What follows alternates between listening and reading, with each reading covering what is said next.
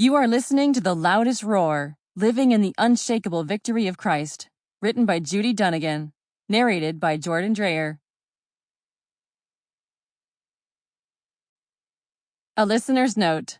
All websites and phone numbers herein are accurate at the time of publication, but may change in the future or cease to exist. The listing of website references and resources does not imply publisher endorsement of the site's entire contents. Groups and organizations are listed for informational purposes, and listing does not imply publisher endorsement of their activities. For a copy of the endnotes and resources, go to moodypublishers.com and search by the title The Loudest Roar. Click on the download in the free resources section. Names and details in some stories have been changed to protect the privacy of individuals.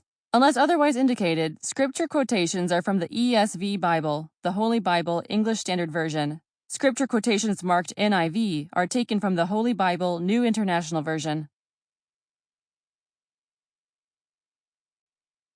In loving memory of my father, Mark I. Bubeck, who taught me the truths in this book from the time I was a little girl, and dedicated to my beloved husband, Rick Dunagan, who has bravely fought the good fight to live out these truths with me for our children and grandchildren.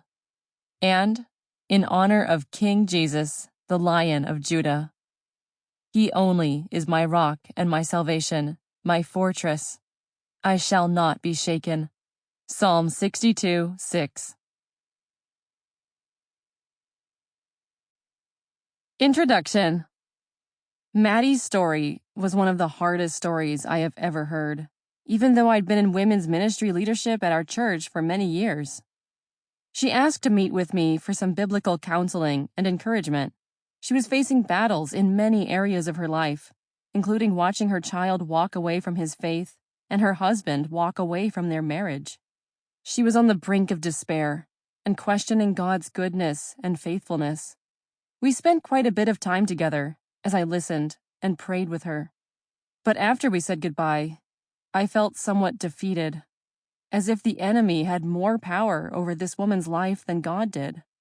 Closing the door to my office, I cried out to him, praying, "Your word tells us that the enemy prowls around like a roaring lion, seeking someone to devour. Why does he have so much power?" Immediately, I sensed the Lord whispering to my heart, "Yes, Judy, but I am the bigger lion with the louder roar. I am the Lion of Judah, and I am on the throne."